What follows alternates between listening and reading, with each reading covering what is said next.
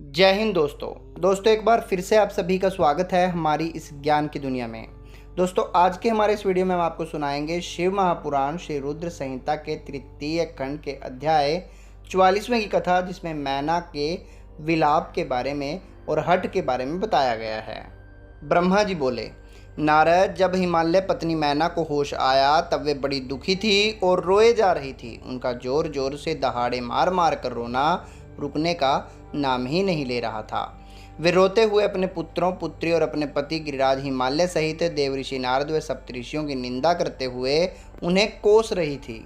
मैना बोली, हे नारद मुनि, आपने ही हमारे घर आकर यह कहा था कि शिवा शिव का वर्ण करेंगी। तुम्हारी बातों को मानकर हम सब ने अपनी पुत्री पार्वती को भगवान शिव की तपस्या करने के लिए वनों में भेज दिया। मेरी बेटी ने अपने तप के कारण सभी को प्रसन्न कर दिया। उसने ऐसी तपस्या की जो कि बड़े बड़े ऋषि मुनियों ने भी कभी नहीं की होगी, परंतु उसकी इतनी पूजा आराधना का यह फल उसे मिला जो कि देखने में भी दुख देने वाला है। इसे देखकर हमें अत्यंत दुख और भय प्राप्त हुआ है। हे भगवान, मैं क्या करूं? कहाँ जाऊं? भला कौन मुझे इस असहाय दुख से छुटकारा दिला सकता है? मैं तो किसी को भी अपना मुंह दिखाने योग्य नहीं रही। भला कोई देखो, वे दिव्य सप्तऋषि और उनकी वो धूर्त पत्नी अरुंधति कहाँ चले गए जो मुझे समझाने आई थी, जिसने मुझे झूठ सच कह कहकर जबरदस्ती इस विवाह के लिए मेरी स्वीकृति ले ली। यदि वे मेरे सामने आ जाएं तो मैं उन सप्तऋषियों की दाढ़ी मूंछ नोच लूं।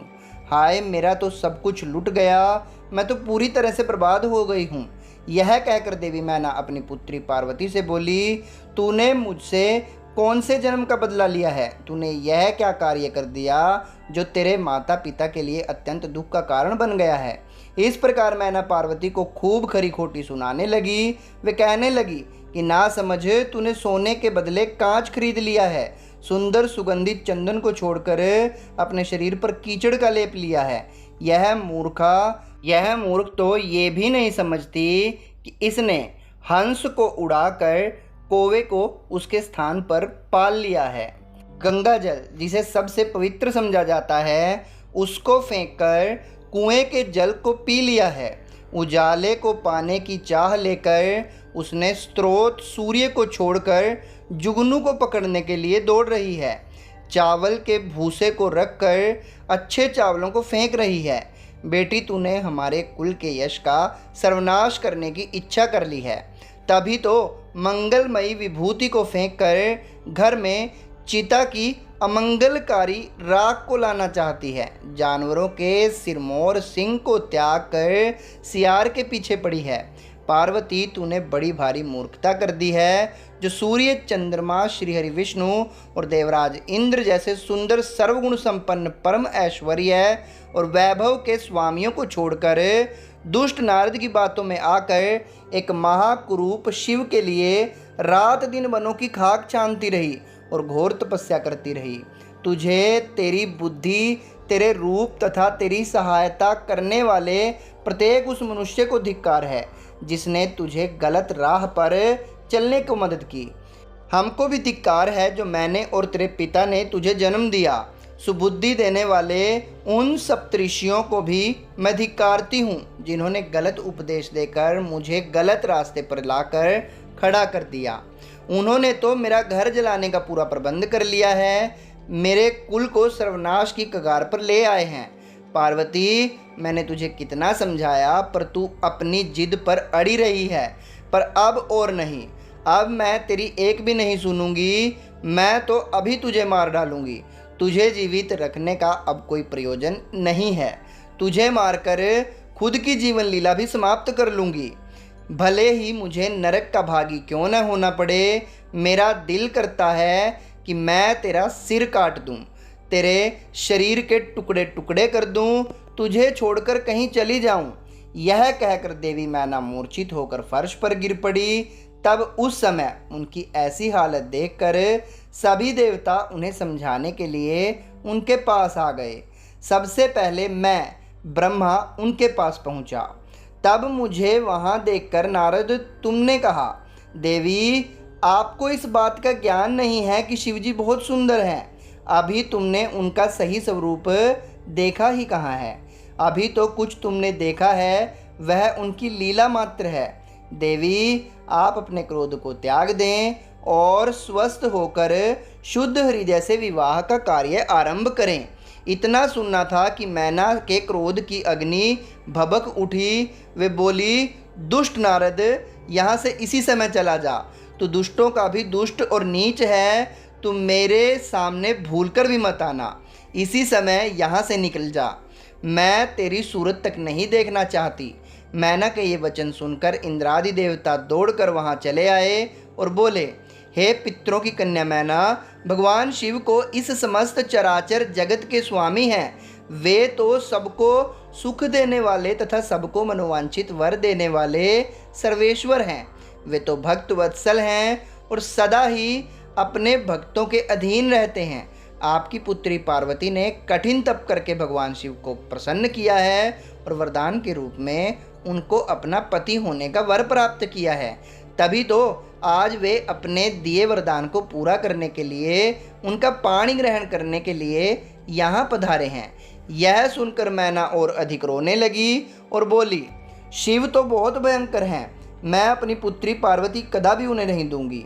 आप सब देवता क्यों ये षड्यंत्र रच रहे हैं? आप मेरी प्राणप्रिय फूलों से समान कोमल पुत्री को क्यों इन भूत प्रेतों के हवाले करना चाहते हैं? इस प्रकार देवी मैना सब देवताओं पर क्रोधित होकर उन्हें फटकारने लगी।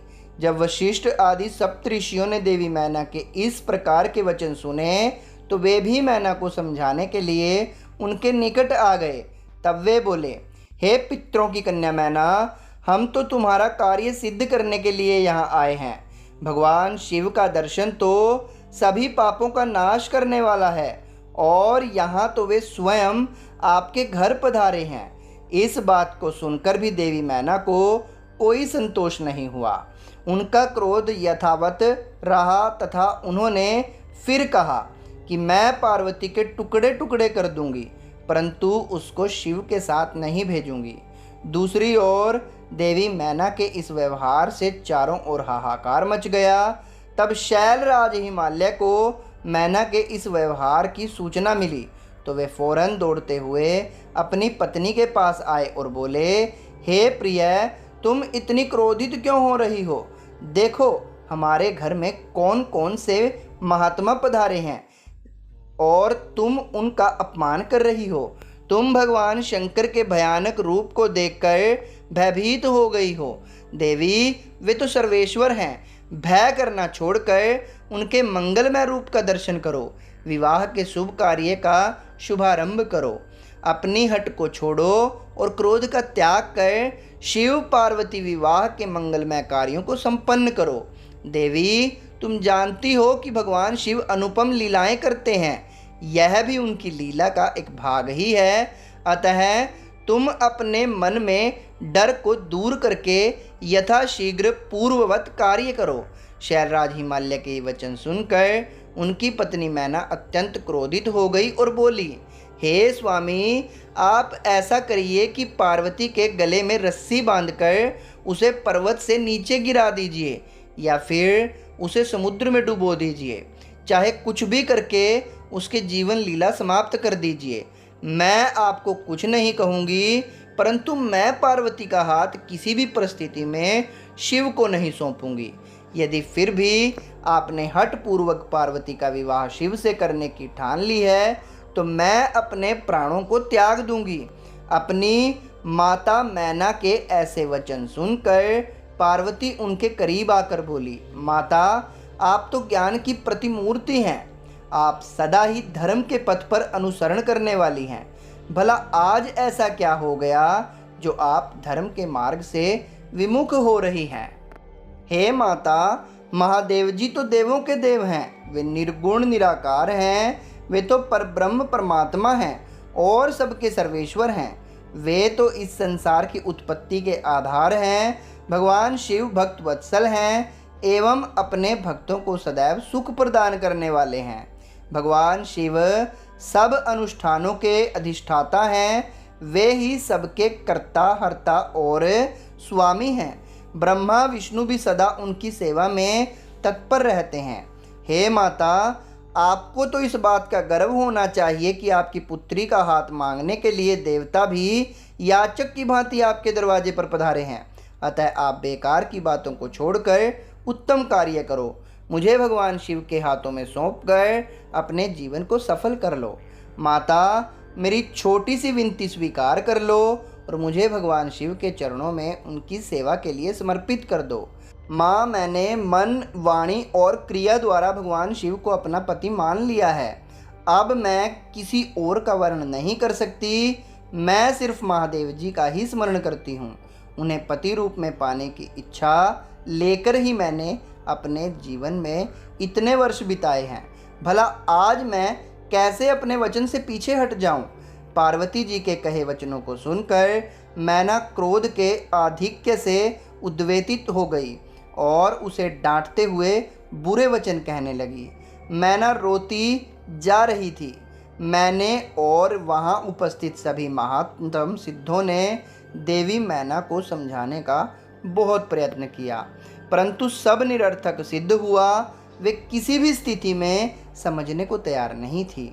तभी उनके हट की बातें सुनकर परम शिव भक्त भगवान श्री हरि विष्णु वहां आ पहुँचे और बोले, हे पितरों की मानसी पुत्री एवं शैलराज हिमालय की पत्नी मैना, आप ब्रह्मा जी के कुल से संबंधित हैं।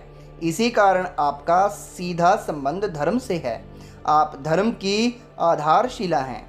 फिर भला कैसे धर्म का त्याग कर सकती हैं? इस प्रकार हट करना आपको शोभा नहीं देता। स्वयं सोचिए, भला सभी देवता, ऋषि मुनि और स्वयं ब्रह्मा जी और मैं आपसे असत्य वचन क्यों कहेंगे? भगवान शिव निर्गुण और सगुण दोनों ही हैं। वे कुरूप हैं तो स्वरूप भी हैं। सभी उनका पूजन करते हैं। वे ही सज्जनों की गति हैं। मूल प्रकृति रूपी देवी एवं पुरुषोत्तम का निर्माण भगवान शिव ने ही किया है। मेरी और ब्रह्मा जी की उत्पत्ति भी भगवान शिव के द्वारा ही हुई है। उनके बाद सारे लोगों का हित करने के लिए उन्होंने स्वयं भी रुद्र का अवतार धारण कर लिया है। तत्पश्चात वेद, देवता तथा इस जल एवं थल में जो भी चराचर वस्तु या प्राणी दिखाए जाते हैं, उन सब सारे के सारे वे जगत की रचना भगवान शिव ने ही की है।